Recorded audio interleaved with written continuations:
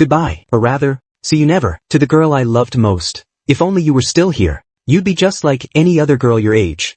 In the prime of your life, shining with a light all your own.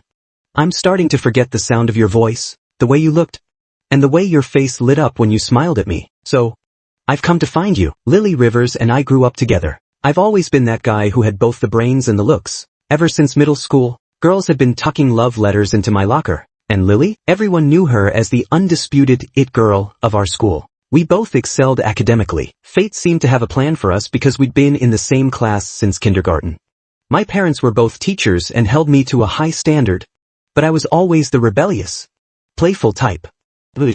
On the other hand, worked herself to the bone. From elementary through high school, she was always number 1 in class and ranked in the top 3 of the entire school. I acted like a total slacker on the surface, but I had a sensitive side that most people didn't see. On Lily's 12th birthday, her father, Arthur Rivers, was killed in a tragic accident. He had absolutely adored her. His death shattered her, leaving a scar on her heart that would never truly heal. While her family thought she had moved on, I was the only one who noticed something was wrong. I was the one who caught her locking herself in her room, using a box cutter to hurt herself. We lived right next door to each other. It was the winter break of our freshman year in 1997, and Lily's mother was away on a business trip. My mom asked me to drop some things off for Lily. I knocked for what felt like forever, but there was no answer. Eventually, I used the spare key to let myself in. "Anyone home, Lily? I'm just leaving some stuff on the living room table," I called out. I walked toward her bedroom and saw the light on. "Lily," I tried again, but there was only silence. I pressed my ear to the door and heard a faint, muffled sobbing. I called her name again. "Lily, what's going on? Open the door, you're scaring me." "Lily," I pounded on the door frantically. 5 minutes later, I kicked the door in and rushed inside. It was the dead of winter. There was Lily, kneeling on the floor in nothing but a thin white nightgown, surrounded by the shattered remains of a photo of her and Arthur. Glass shards were everywhere. Because of her thin clothes, she was covered in small cuts, and blood was smeared all over her skin. The sight broke my heart. I pulled her into my arms and held her tight. "It's okay. It's okay. I'm here. I know you miss your dad. I've always known." I managed to calm her down and got her settled into bed. After cleaning up the mess on the floor, I sat by her side and carefully tended to her wounds. When I saw the cluster of scars covering her arm, my heart practically stopped. My eyes welled up. "Does it hurt?" I whispered, a single tear falling onto her palm. She couldn't believe it. Usually, I was such a jerk to her, yet here I was, crying over her scars. Even her own mother wouldn't have shed a tear. She would have just looked the other way. Janet Simmons only had eyes for Lily's brother, Wyatt. Lily fumbled to wipe away my tears, forcing a weak smile. "It doesn't hurt," she said. "Can you keep this between us? Please don't tell Grandma. I don't want her to worry." "You're lying. I know it hurts, but you're still trying to act tough." "Lily, why do you always do this? You've been like this since we were kids, keeping everything bottled up and never telling me when you're hurting. Listen to me, around me. You don't have to be the strong one." "I won't tell Grandma about today. My mom brought you some food. Make sure you heat it up before you eat. Get some rest now. I'm heading out, but call me if you need anything." She replied. I walked out and closed the door behind me. "Stupid girl," I muttered under my breath. "You're so worried about Grandma. But don't you realize how much I worry about you? If you ever do that again, I'm telling Grandma, and then I'll tie your hands together myself to make sure you can't." I was genuinely shaken. When I couldn't get that door open, I was terrified I'd lose her forever. I didn't even want to think about what would have happened if I'd been a few minutes later. I'm usually the guy who never breaks a sweat, but in that moment, my hands were actually shaking with fear. Inside the room, Lily, who had been drowsy while I was there, was now wide awake. She stared at the ceiling, her mind drifting back through the years. For as long as she could remember, her mother, Janet Simmons, had never liked her or her father, Arthur. As a little girl, she didn't understand. She thought it was because she wasn't smart enough. So she pushed herself to study harder to earn her mother's love. While other kids were playing on the slides, she was winning citywide riding competitions. She did everything right, but her mother's heart remained cold. It wasn't until her brother Wyatt was born that she finally realized some things can't be earned with hard work. Years later, she heard a story that explained everything. Before meeting Arthur, Janet had been head over heels for a man named Thomas Hart. They were deeply in love, but their families wouldn't allow them to be together. They were forced apart, and Janet was pressured into marrying Arthur. The one who forced the marriage was Lily's grandmother, Janet's own mother, Evelyn Simmons. Thomas eventually left town, and no one ever saw or heard from him again. Janet blamed Arthur and Evelyn for her heartbreak. She never gave Arthur a kind word, right up until the day he died. Once Lily was born, Janet barely looked at her, seeing only a reminder of the life she was forced into. When Janet first found out she was pregnant with Lily, she even considered ending her own life. Arthur had practically begged her to stay, promising he'd grant her a divorce and let her leave as long as she had the baby. But they never divorced. Thomas eventually came back, and they wanted to be together, but Evelyn Simmons would never allow it. So they started meeting in secret. Janet used Arthur as a shield for her affair, and Arthur stayed in the marriage just for the sake of his daughter. When Thomas returned, he had a pregnant woman with him, which devastated Janet. However, that woman died during childbirth. A drunk and grieving Thomas found Janet. He shoved a young Lily aside, causing her to fall, and pulled Janet into his arms. That was the moment Arthur came home with the groceries and saw them together. He didn't say a word. He just quietly picked up Lily and watched as the two of them walked out the door. Arthur never touched Janet again, but soon after, Janet was pregnant again. And that was how Wyatt came into the picture. It all made sense now. Why? They even had the same name. Janet, who usually hated kids, took Wyatt everywhere and doted on him constantly.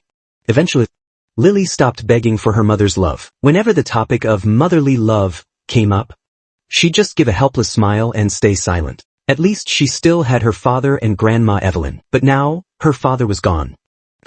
What am I supposed to do? I miss you so much, Lily whispered. She didn't sleep at all that night. Her pillow was soaked with tears. She didn't drift off until the first light of dawn. Maybe that was the moment her feelings for me started to shift into something more than just friendship. Little did she know, I felt exactly the same way. Finally, on July 16, 1998, I told Lily how I felt, but she hesitated. She couldn't understand what someone like me saw in her. She was scared I was just messing around, and even more scared of her own feelings. To her, those feelings felt like a secret that wasn't meant to see the light of day. That evening, I asked her to go for a walk to clear her head. She just threw on a jacket and followed me out. We went down to the beach and walked for a long time, listening to the waves. Suddenly, I stopped. I pulled out a bouquet of lisianthus and turned to face her. I didn't know it then, but the lisianthus symbolizes a love that never changes. Lily, I love you. Will you be my girlfriend? You don't have to answer right now. Take your time. Even if you don't feel the same way,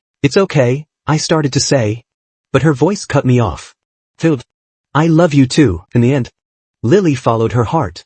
Even if it was a trick or a trap, she was willing to fall for it. But I wasn't lying. I was truly, deeply in love with her. Really. Caleb, a firework exploded in the night sky as we held each other. In 1999, just before our senior year finals, our parents found out about us. Lily's mother was the first to show up at the school. She marched into the office and slapped Lily across the face. Lily, I shouted as another slap followed. You little brat, instead of studying, you're out here throwing yourself at boys? Today, I'm going to teach you a lesson. Maybe this will give your father's soul some peace. Enough, stop it, Lily cried. You dare talk back to me? If your father were still here, would I have to work this hard? Do you have any idea why I work day and night? It's for you and Wyatt. Wyatt is still so young. Can't you just grow up and stop making my life harder? Come on, I'm taking you to your father's grave right now to apologize to his face, she said, grabbing Lily's arm. I stepped in front of Lily. Ma'am, this is all my fault. Don't blame Lily. I'm the one who asked her to be with me. She has nothing to do with it. If you want to hit someone, hit me. Just stop yelling at her. Ms. Simmons, please calm down. Don't hit the girl. Our teacher, Miss Joyce, interjected. Young love is normal at this age. Just talk to her. She'll listen. By then, my parents had arrived. They walked in to see Janet screaming at Lily, whose face was already beginning to swell. My mother, Sarah, rushed over to pull Lily into a hug. Janet, please, no matter how angry you are, you can't hit your child like this. I can't take it anymore. This girl doesn't learn anything good, just how to sneak around with boys. Janet screamed. I'll be honest, I don't care if she ever becomes someone famous. I just want her to study and stop being a burden. That's all. I'm just so exhausted. Her father is gone, and everything falls on me. The school suspended us for a week. Janet insisted on having Lily transferred to class 1. While I stayed in class 7. Our phones were confiscated, and we had no way to talk. Back at home, I went on a hunger strike to protest. I refused to break up with her. My father first dragged me out to the tool shed, made me kneel, and started hitting me with a wooden rod. 1 strike. 2. 3. Will you end it? He demanded. No, I gasped as another blow landed. Are you going to break it off? Never. You can kill me for all I care. But I'm not leaving her. Sarah couldn't stand it anymore and rushed in to stop him. That's enough. You're going to kill him. If you beat him to death, you might as well take my life too. George sighed and threw the rod onto the floor. Fine, let the boy rot here on his knees. Let him think about what he's done. And don't you dare feed him. Let him starve. With that, he stormed out, leaving only Sarah and me kneeling there. Filled. I know you love Lily, Sarah whispered, but that's no excuse to throw everything away. If you wait until you're older, I won't stand in your way. But right now, with graduation exams around the corner, you can't lose focus. This is the turning point of your life. You have to think about your future. Okay. Meanwhile, at the Rivers house, Janet Simmons had confiscated Lily's phone. She deleted all my contact info right in front of her. Please, Lily started. Oh. So now I'm again? If you still consider me your mother, you'll never speak to him again. Lily, let me make this crystal clear. This is your last chance. Otherwise, the moment you graduate, I'm sending you abroad. You'll never come back. And you'll never see him again. I'm sorry, I won't. I'll never bother him again. Lily sobbed. Good, see that you don't. If I find out you've been in touch, you know exactly what the consequences will be. Here's a different phone. Use this for now. My number is the only one in there. Call me if you need anything. I have a client meeting to get to. Stay home and take care of your brother. Understood? Janet then picked up a call. Hey, it's me. Are you bringing Wyatt tomorrow? He's been dying to go to the amusement park. We'll take him tomorrow, but come over tonight. It's been too long. I've missed you so much. I'll be there in 10 minutes. Lily overheard the entire conversation. She didn't want to hear another word. So she got up and went back to her room.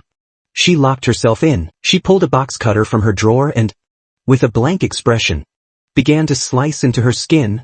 One stroke after another, silent tears streamed down her face, but her hand never faltered. A moment later, she slumped back onto her bed. Dad, I miss you so much, she whispered.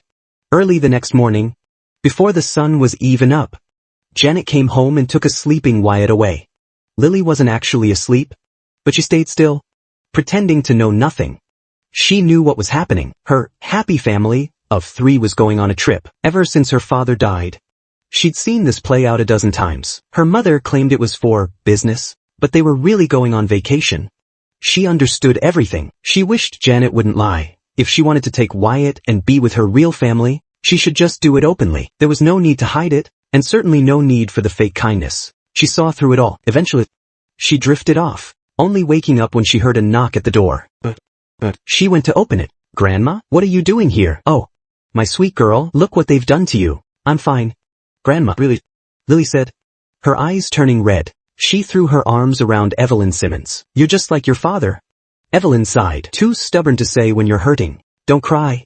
Sweetie, Grandma's here now. No one's going to bully my Lily anymore. Evelyn held her tight and stroked her hair. Evelyn headed into the kitchen, and before long, the house was filled with the aroma of a home-cooked meal. Dinner's ready. Coming. Lily walked out, sat down, and started eating hungrily. Evelyn watched her with a look of pure affection. She loved Lily far more than she loved Wyatt because she knew Janet didn't care for her own daughter. She saw how hard the poor girl had studied since she was a child, doing anything just to get a scrap of attention from her mother, only to be met with coldness. Arthur Rivers had loved his daughter deeply, but his career kept him busy, so Lily had spent almost all her time growing up with Evelyn.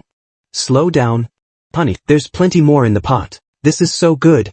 Grandma, you have to have some too. It's amazing. After your exams are over, come home with me. I'll stay here with you until graduation, and then we'll head back to the countryside. Okay.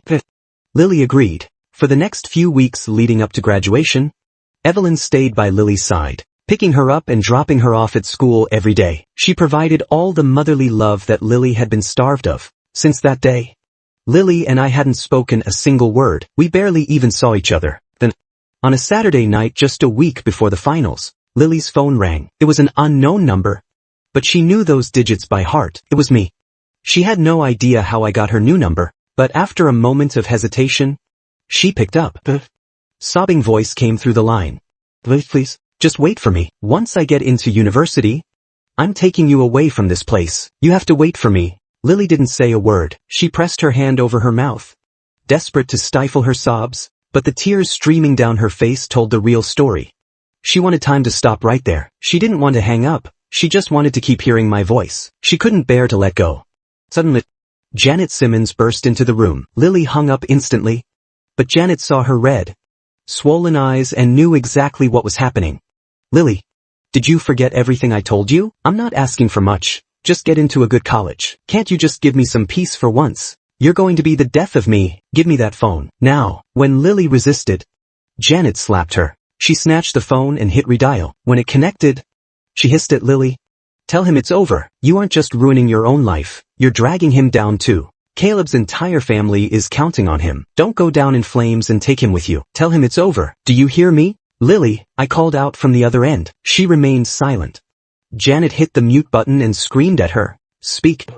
Did you forget how to talk? Or do you want me to do it for you? Think carefully. If I say it, it's going to be a lot uglier. My voice came through again. Lily, what's wrong? Talk to me. Janet unmuted the phone.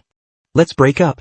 Lily said, why? There's no why. We shouldn't see each other anymore. She hung up. I'm keeping this phone until after your exams. Now focus on your studies and stop thinking about this nonsense. Janet walked out. The door slamming behind her, the room fell into a deathly silence. Lily collapsed to the floor, weeping silently. That night, Janet took Wyatt out again. That morning, Lily's uncle had taken Evelyn to celebrate his son's birthday. They hadn't invited Lily, and when Evelyn tried to bring her along, Lily had declined, using her exams as an excuse. The house was empty. Lily tried to read, but the words blurred on the page. She had no idea what she was looking at. Restless and frustrated, she shut her book, grabbed her keys, and headed out. She wandered through the crowded streets until, eventually, she found herself at the beach where we had once held each other and promised to be together forever. As the sea breeze hit her, tears began to fall again. Suddenly, a figure appeared in her peripheral vision. The moment she realized who it was, she turned to run. But he saw her too. Stumbling, he rushed forward and grabbed her, pulling her into a tight embrace. Is it really you? Is it really you? Caleb Miller, let go of me. I knew it. I knew you wouldn't leave me. I said let go. I don't love you anymore. Didn't you hear me? I told you. We aren't the same kind of people. We aren't right for each other. Lily shoved the drunken version of me away. Lily, I don't believe you. Your mom made you say it, didn't she? Just tell me the truth. I pleaded. What else do you want me to say? That I never loved you? That everything before was a lie? Is that what you want to hear? Are you happy now? Lily turned to leave.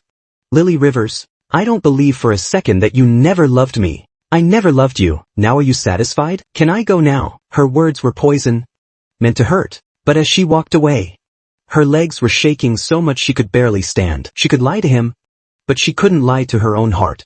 Why do two people who love each other choose to hurt one another? She thought leaving him would give him a better future, a chance to be the man he was meant to be. She didn't realize that without her, there was no better future for me. I thought that as long as we were together, we could face anything. But that was just my wishful thinking. No matter how hard I tried to hold on, I couldn't stop her from walking away. Lily ran home, locked the door, and broke down. She desperately wanted to tell him the truth, but her logic stopped her. She couldn't be selfish. He was so bright, so full of potential. She couldn't be the one to hold him back. She was just a girl from a broken home. She didn't deserve to be with someone like him. Smash! A glass shattered on the floor as she collapsed in the living room. When she finally woke up, she was in a hospital bed. Grandma? Mama, how did I get here? Evelyn wiped away her tears. It's okay. Sweetie, you fainted from a cold and low blood sugar. A neighbor brought you in. Just rest. And we can go home soon. Oh, Grandma, I told you I'm fine. Why are you crying? Lily reached out to wipe Evelyn's eyes. I'm sorry. I was just so worried. You just rest now. And I'll go get you something to eat.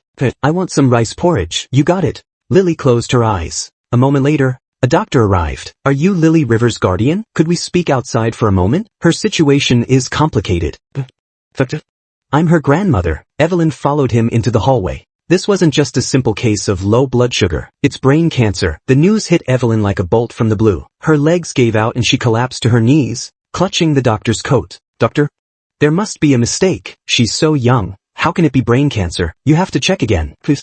Check again. The nurses and the doctor helped Evelyn back to her feet. Please, try to stay calm. Her condition is very serious. Because it was caught so late, She is already in the advanced stages. She has 2, maybe 3 months left at most. Because of the nature of this disease, the late stages will be incredibly painful. We recommend admitting her for treatment immediately. My poor child, her father died so young.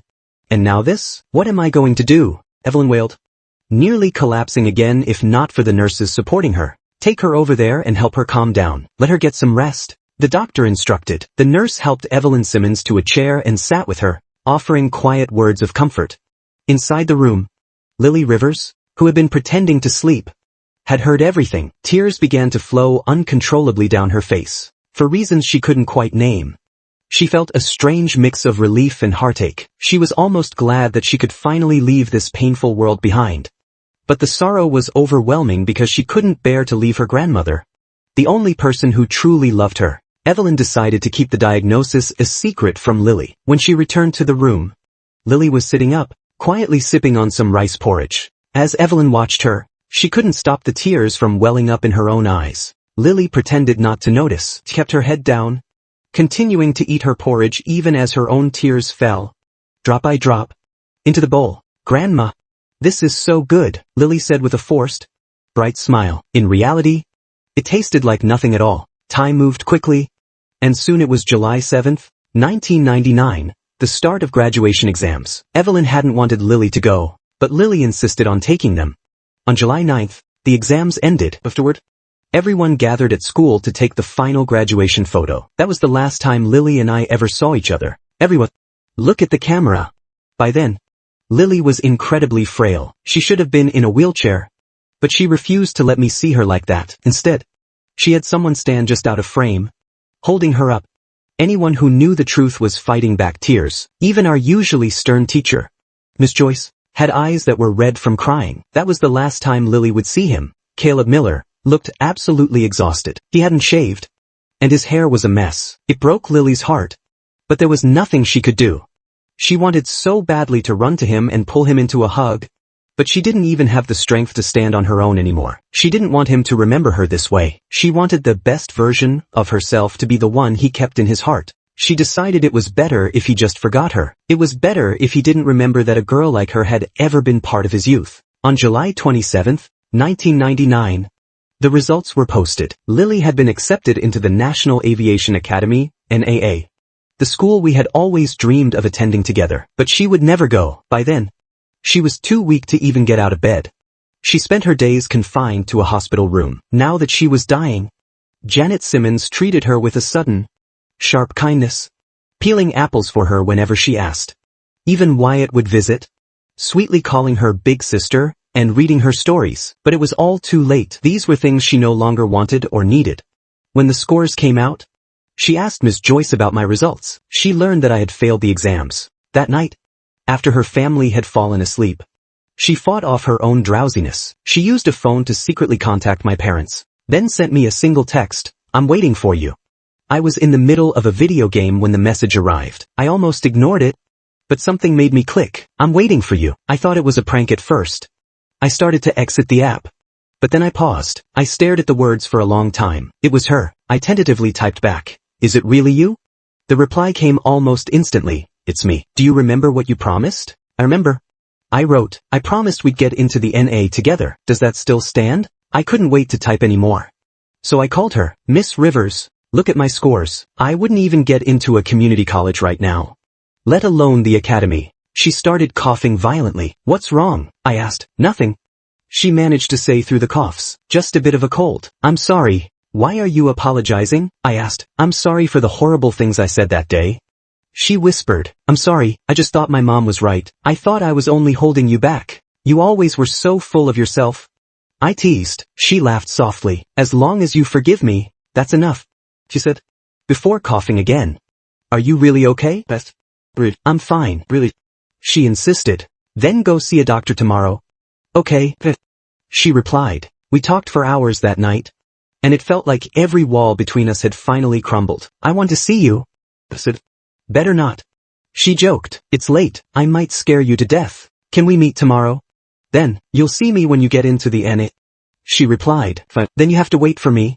"Okay, she promised, but inside, her heart was heavy with bitterness. She wanted to stay with him forever, But she knew her time was running out. It's late, go to sleep.